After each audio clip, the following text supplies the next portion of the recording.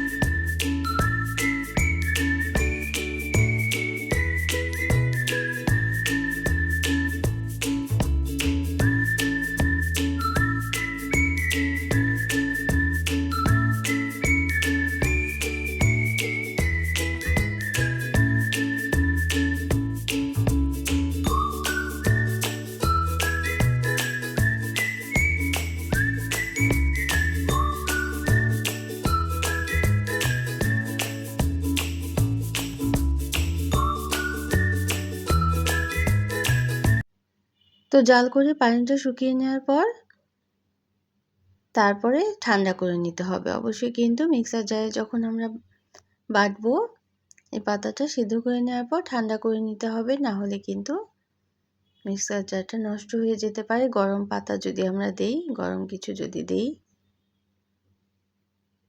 তো আমার বেশ খানিকটা সময় লেগেছে, যেহেতু পাতাগুলো মাঝখানে কেটে দেইনি এই জন্য। তবে একেবারে মিহি করেই বেটে নিয়েছি বা মিক্সার জারে মিক্স করে নিয়েছি।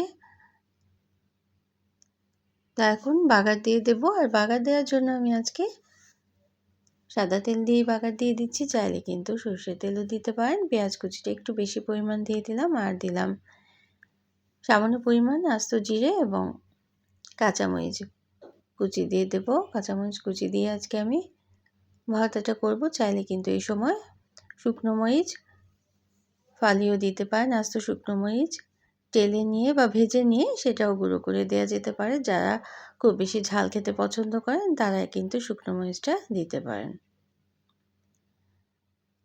তো পেঁয়াজটা কিছুটা নরম হয়ে আসার পর বেটে রাখা শাকটা আমরা দিয়ে দেব এবং নেড়ে চেড়ে নামিয়ে নেব। এত সহজ একটা ভর্তা কিন্তু খুবই কম সময়ের মধ্যে তৈরি করে নেওয়া যায়। তো যারা এই পর্যন্ত দেখলেন, একটা লাইক দিতে ভুলে গিয়েছেন, অবশ্যই একটা লাইক দিয়ে দিতে পারেন। প্রয়োজনে কমেন্ট করতে পারেন এবং শেয়ার করতে পারেন ফ্রেন্ডস অ্যান্ড ফ্যামিলির সাথে। আর যারা প্রথম ভিজিট করছেন তারা চাইলে চ্যানেলটিকে সাবস্ক্রাইব করে বেল বাটনটাকে একটা প্রেস করে রাখবেন, তাহলে নোটিফিকেশনটা পেয়ে পরবর্তী রেসিপিগুলো কিন্তু দেখে নিতে পারবেন। তো এইভাবে আরও কিছুটা কিন্তু পানি রয়ে গিয়েছে, সেই পানিটা শুকিয়ে নিলেই ভর্তাটা অনেক বেশি মজাদার হবে। পানি পানি থাকলে কিন্তু ভর্তাটা ভালো লাগবে না খেতে, বিষয়টা খেয়াল করতে হবে। আমি সামান্য পরিমাণ শুকনো মরিচের গুঁড়ো দিয়ে দিলাম, এটা অপশনাল। এর পরিবর্তে আস্ত শুকনো মরিচ গুঁড়ো দেওয়া যেতে পারে, অথবা কাঁচামরিচ কুচিটাও বাড়িয়ে দেওয়া যেতে পারে। তো এই যে কোনো ভর্তায় কিন্তু উপকরণ প্রায় একই, তবে কিছুটা হেরফের করার জন্য এক একজনের রুচি অনুযায়ী করে নিতে পারেন। যেমন রসুন কুচিও কিন্তু দেওয়া যেতে পারে, সেটাও খেতে ভালো লাগে। তো পানিটা পুরোপুরি শুকিয়ে আসছে, তখনই কিন্তু নামিয়ে নেব আমরা ভর্তাটা। তো শেষের দিকে সামান্য পরিমাণ সরষের তেলও দিয়ে দিয়েছিলাম, যে কোনো ভর্তায় সরষের তেলের ঘ্রাণটা অনেক বেশি ভালো লাগে এই জন্য। তো গরম ভাতে কিন্তু আর কিছু লাগবেই না এরকম একটা ভর্তা হলে। যারা আমরা ভর্তা খেতে পছন্দ করি, অনেক সময় আমাদের হাতে কম সময় থাকে, তখনই কিন্তু ঠিক এইভাবে করে ভর্তাটা করে নিতে পারেন। তো ফেসবুক থেকে দেখলে অবশ্যই কিন্তু পেজটাকে ফলো করে রাখতে পারেন, আর এরকম আরও রেসিপি পেতে চাইলে সাথে থাকতে পারেন। এবং যারা সাথে আছেন তাদের জন্য রইল অনেক অনেক ভালোবাসা, অনেক অনেক শুভকামনা। আমরা সবাই সবার জন্য দোয়া করব। Thanks for watching. আল্লাহ হাফেজ।